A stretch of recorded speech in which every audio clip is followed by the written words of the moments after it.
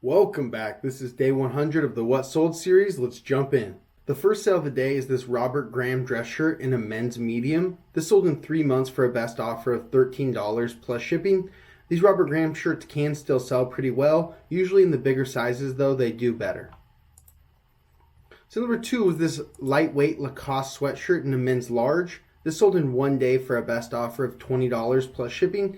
These can sell quickly as long as you price them around the $20 point. If you price them up, 25 to 30 bucks, they might sit for a little while. Could take a couple months to sell. So number 3 is this Scorpion Band t-shirt in a men's 3XL. This came from the Band T buyout where I bought a bunch of shirts. I paid about $4 each, a little bit less for the t-shirts. And these are the only items in my store that I'm promoting at more than 5%. I promote all my items at 5%, except everything from this Band T buyout. I'm promoting at 10% because they're not the fastest sellers, so I'm trying to get them moving a little bit quicker with a higher promoted listings rate. And this one sold in 47 days for a best offer of $13 plus shipping. So number 4 was this FootJoy Dry Joys wind shirt. Try saying that 10 times. But this one was in a good size, a men's 2XL. And this one sold in 4 days for full price $30 plus shipping. So number 5 was this Levi's Western shirt. It was a pearl snap and it wasn't a men's XL. This took about 6 months to sell and it sold for a best offer of $13 plus shipping. So number 6, this is a Viella button-up shirt in a men's large. These are 80% cotton and 20% wool. They're just like a thicker button-up shirt. And this one sold in 28 days for a best offer of $20 plus shipping.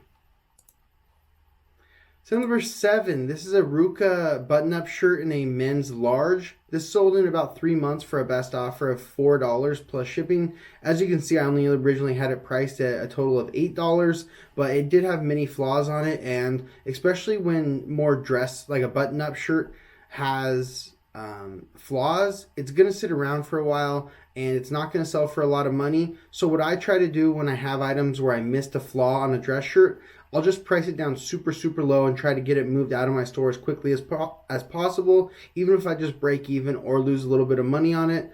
That's just my punishment for missing a flaw on a dress shirt, because no one wants a dress shirt that has a flaw on it. So number 8 was this Super Bowl t-shirt in a men's large. This was from 2021.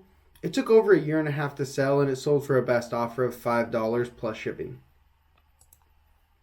So number 9 was this Lucky Brand Pearl Snap shirt in a men's large. It did have a nice camo print on it, and it took 52 days to sell, and it sold for a best offer of $21 plus shipping. So number 10 was this vintage Nike windbreaker in a men's XL. It did have some basketball IBL league on it, but it was on a nice white Nike tag. Let me show you guys. This is one of the vintage tags that a lot of Nike collectors like.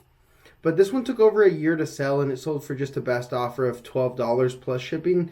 That embroidery on the front of it really tanked the value. If that wasn't on there, this would probably be about a $30 to $35 jacket.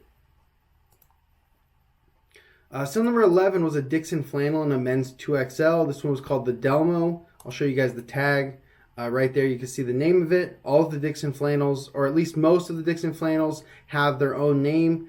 Some of the older ones don't. They might just say like Workforce on them, or something just basic on a bunch of different ones. But all the new ones have their own name.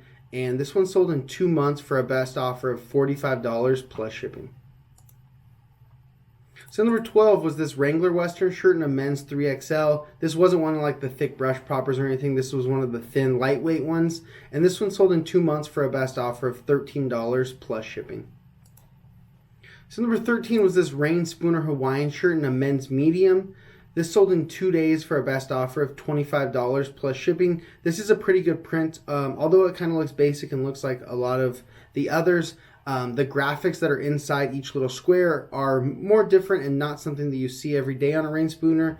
And that's probably why it sold so quickly, even being in only a size medium. So number 14, another Rain Spooner. This one was in a men's large. This one did have the quilted print on it, and those sell really well for me, especially as of late. This one sold in one day for a best offer of $24 plus shipping. This would probably be a $35 to $40 shirt, but this one did have multiple flaws on it. It had some stains and spots on the front of it, as well as missing one of the buttons. So I'm still really happy with that sale of $24. So number 15 was this Adidas golf jacket. It was a full zip, and it was in a men's 2XL. And it sold in 11 months for a best offer of $16 plus shipping. So number 16, this was a Patagonia jacket. It wasn't a youth size large, but it was a down fill puffer. And it sold in one day for a best offer of $25 plus shipping. And that was with a ton of spots and discolorations on it. These youth down puffer jackets in great brands like Patagonia sell really well during the winter. So number 17 was a pair of Lululemon pants in a men's 40 by 32. These sold in 19 days for a best offer of $51 plus shipping. These always sell in the $50 to $60 range for me. They're one of my favorite things to sell recently. They always sell super quickly and for a high dollar amount. So number 18 in the final sale of the day was this Victoria's Secret sports bra. It took about a year and a half to sell, and it sold for a best offer of $4 plus shipping. This isn't something that I normally sell. I normally only sell men's clothes, but it was in a stack of stuff that I had from a long time ago. So I'm just happy to get it out of the store and move on to the next item. But that's it for the sales today, so let's go ahead and jump to those numbers. On December 9th, we sold 18 items for a total gross sales of $507.12. giving us an average sale price of $28.17. It's a very low average sale price for me. I'm usually closer to the $34, $35 range. Unfortunately, we did sell a lot of older or low-priced items, so I think there's multiple items that I sold for like $4. So that is going to bring the average down, but it is what it is. So let's go ahead and jump to the rest of the numbers and see how we did. The selling costs for today were $176.95. The breakdown for that is $61.75 in eBay final value fees, $99.16 in shipping labels, and $16.04 in promoted listing fees. 9 of the 18 sales came via promoted listings, and like I said, I promote all my items at 5%, except the items from the Band-T buyout. Now, if we take away those selling costs and the tax and fees collected by eBay away from the gross sales amount, it's going to give us our net sales for today of $298.65. We still need to take away our cost of goods. We're currently using an average cost of goods of $12.35.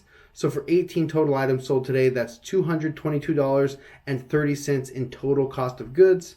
Now, if we take that away from our net sales, it's going to give us our net profit for the day of $76.35. Not a great net profit, especially for 18 items, but like I said, our average sale price was low, and that is not going to that's not going to give us a bunch of net profit. So it is what it is. We moved out some older or some not so good items and hopefully replace them with much better items. That's all I have for you guys today. Thank you so much for watching. I'll see you tomorrow for day 101 of the What Sold series. Peace.